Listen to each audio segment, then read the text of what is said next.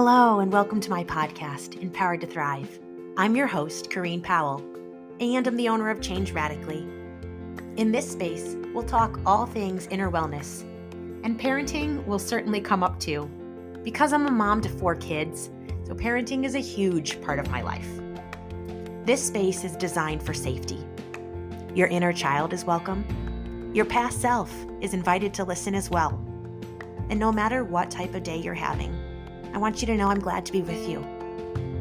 I live out of vulnerability and transparency, so come and be. Be yourself. Be messy. Invite a friend, and please stay a while. Keep coming back. I want you around.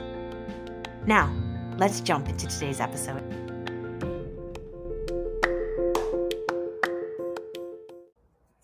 Hello there. So glad to be with you.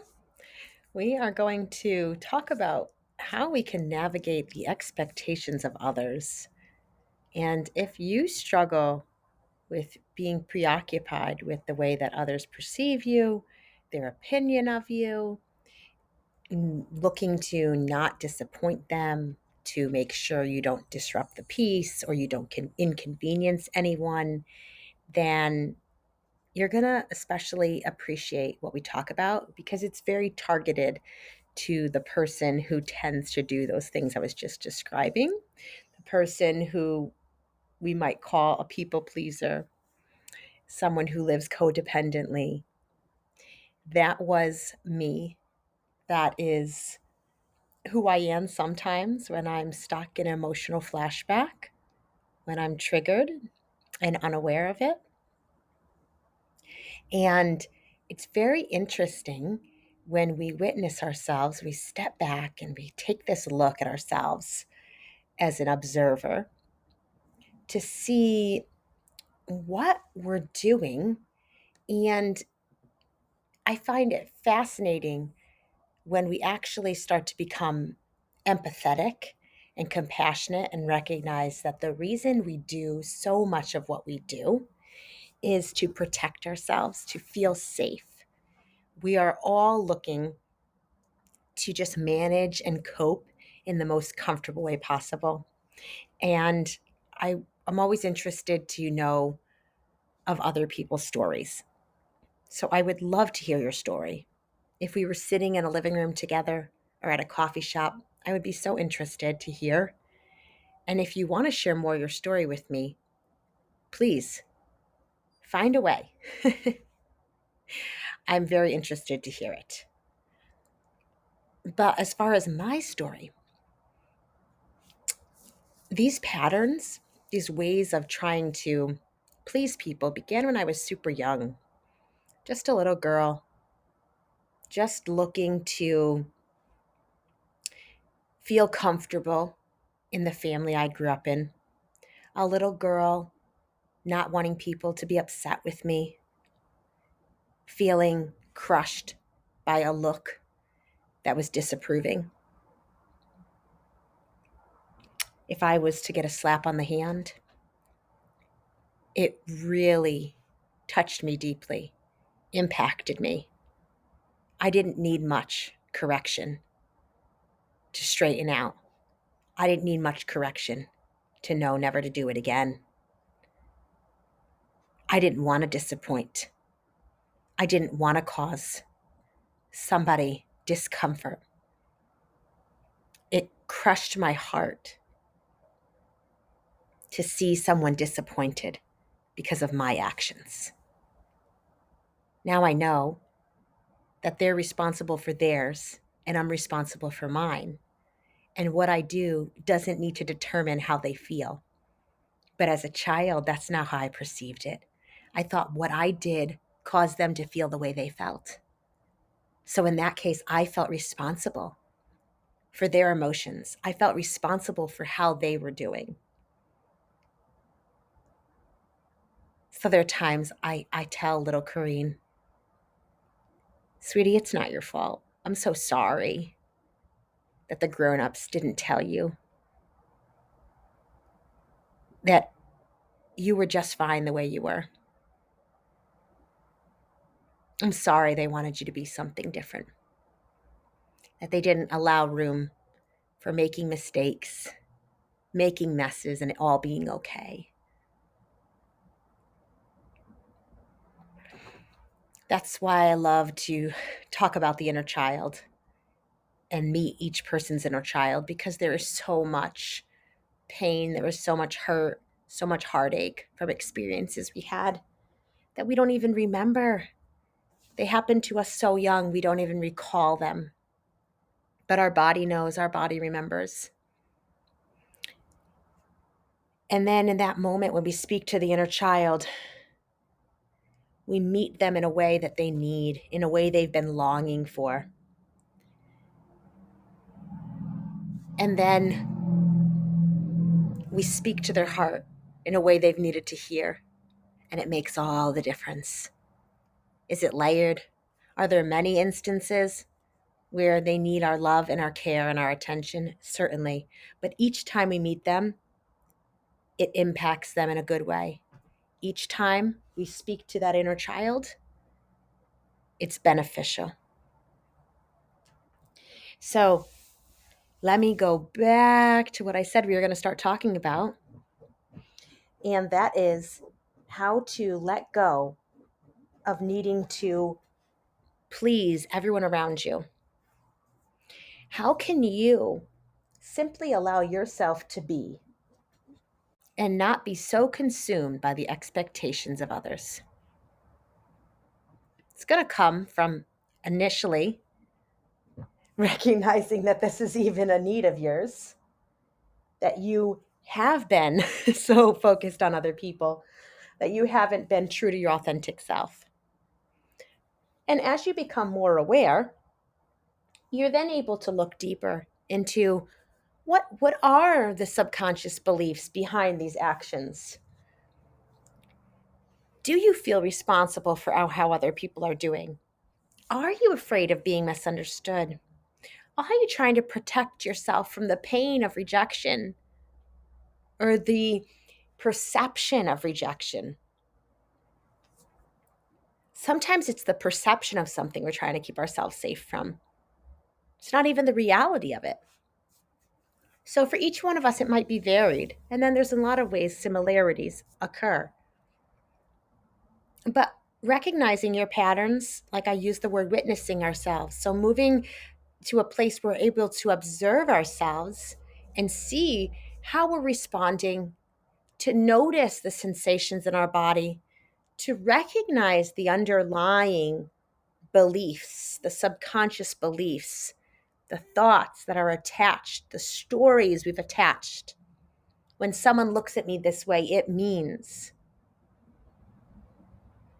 When this happens, it means. But does it? Sometimes, many times, people interact with us in the way they do based off of what's going on for them. Say you're at Target, you're at any store, pick a store that you go to, you shop at. You're in the checkout line, something happens, and you feel like you are being targeted. Why don't we, for a moment, suppose that the person you felt targeted by was stressed out at the moment, was having an intense day, and they themselves were personally upset. It was nothing to do with you, but they took out their pain and projected it onto you. And then as you felt that, you assumed it was about you, when in fact it was all about them. So often, projections are made and we feel triggered because of our past experiences. And then we project that onto the present day experience. So it's never an excuse for someone's behavior. It gives a fuller understanding, though, of what's going on deeper. If you recognize you're triggered because of a painful experience you had in the past, it's actually less likely that it's about the person in front of you. That's not a course across the board. Sometimes it's obviously about the person in front of you. Many times, though, it's also not. And as we start to witness and observe ourselves, we get an understanding of what is going on. And as we get to understand ourselves more, we can become empowered to create change. It's when something goes from the unconscious to the conscious level that we then can work with it. We can do something about it. That's why this idea of observing, this awareness, this consciousness is so key. And then as we start to notice the sensations we feel in our body, as we start to even witness the thoughts we have, we can do something with what's going on. And then in that place, we're faced with decision. We're faced with a decision. Will we continue in the pattern, in the way of thinking that's so familiar to us, or will we not? Of course, it's a journey, it's a process, there's layers to it, but we have to start somewhere. And that's why I say we could start here. We could start here with the observation. We can start here with the choice. Will I do something about this? Will I look at that person in the store who did something that felt really rude? And will I say, you know what? Maybe there's more going on than I realize. I'm not going to actually take that personally. I'm going to let that. I'm going to regulate my own self so that I don't get personally involved in what's happening here. Here's one example. One of my kids yesterday was experiencing some emotions that felt overwhelming to them. And they felt them in their body and they didn't know what to do with them. So they start throwing things. They feel angry, they're hurt, they feel misunderstood, and they want to do something to protect themselves. They want to do something to diffuse that energy they're feeling, emotion, energy, and motion. They want to feel settled within their body. So I was not able to help them get to that place, but I was able to keep myself regulated. As they were upset with me, as they were throwing things at me, as they were yelling, I was able to keep a level tone. I was able to not to look at the situation and realize this was not at all about me. This was about what was going on inside of them. So I didn't react to them. I was able to think clearly. I was able to respond. I was able to set limits, to acknowledge how they were feeling, and to also say, you have a choice right now. You have a choice to throw that item, and it will mean there will be a consequence. Or you can choose not to throw that item right now. It's okay to be angry. It is not okay to hurt me right now. Because we all have a choice of what we do when we're angry. The problem is not feeling the emotion, but how we respond can become an issue.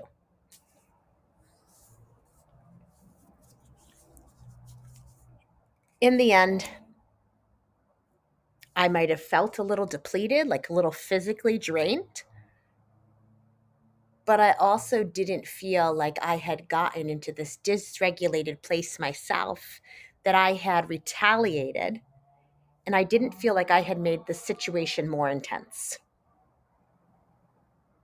I didn't feel like a failure because my child seemed unaffected by me. I didn't feel like a failure because I wasn't able to help them get grounded in that moment. They eventually got grounded.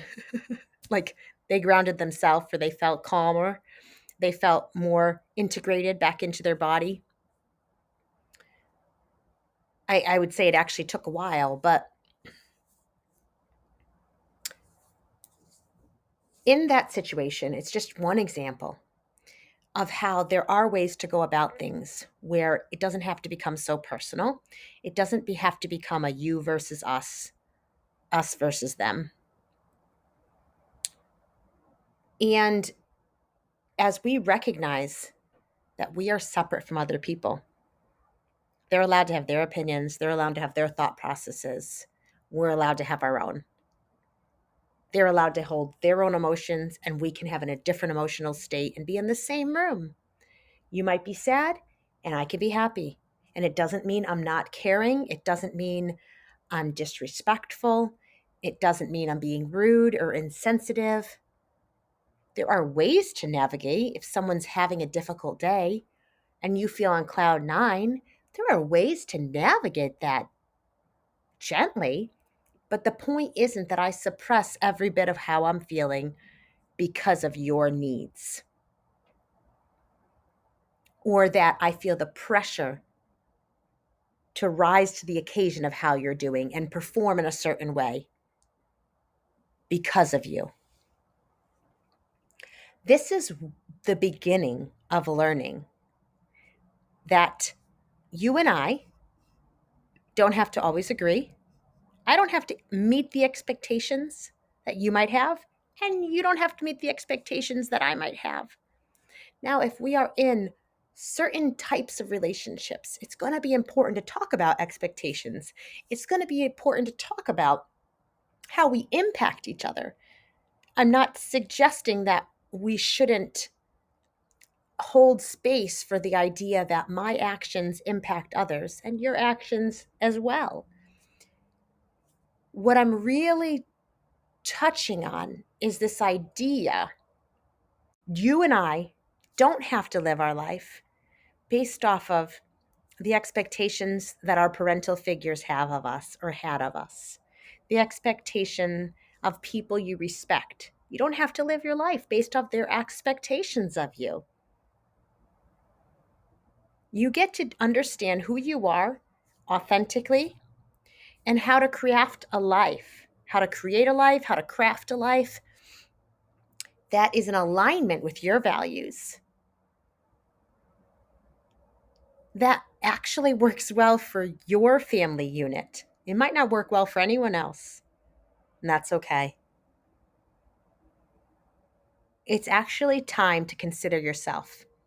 If you're the person I initially described who considers everyone else before they consider themselves, it is now time for you to put yourself in the forefront, to actually analyze, to acknowledge, here's my desires, here are my needs, and to determine how you can start to live in a way that supports you, that serves you, that empowers you. There will be voices that say that is wrong, that you've been doing it right by listening to the opinions of others and living your life based off of their opinions.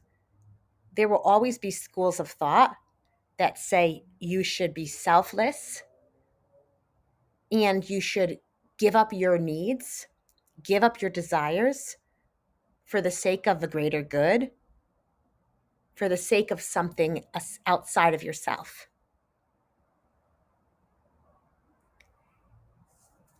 And I am here suggesting that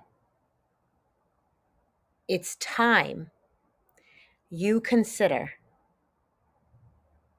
what is actually meant for you, to connect with your inner self, to listen to your inner wisdom, and to start going on a journey that might feel risky, it might feel scary and daunting, but it will lead you to the most beautiful sunrise that you have ever beheld. So there's always, I say this often because there's always more that we could talk about, right? This could lead us down another path. I'm going to wrap it up here for today. I hope that this has got you thinking. I hope this has got you in a place where you say, I think I want to explore this more. Because if you are that person I described there is so much more for you. There is more goodness that you're supposed to experience. There is more inner peace, more inner joy. And life is supposed to be even better than you already know it to be.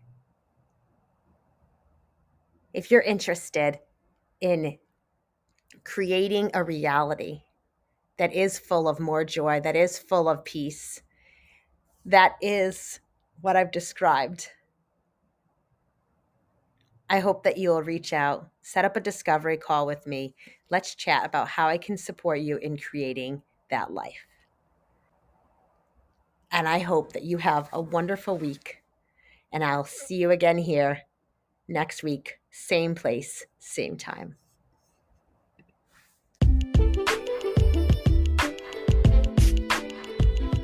Here we are. We've come to the end of another episode. Sit back and reflect on what you heard. What's the one thing that resonates with you that you can take away and do something with? Let's not just listen. Let's listen and take action. Now, action may look very different for us, but it's doing something with what we hear. I hope that you'll share today's episode with a friend that you think would also enjoy it. And please come back next week. I hope that you have a fabulous week and that you remember when you pillow your head at night, when you're going through your days, that who you are is good. And I'm glad that you're alive.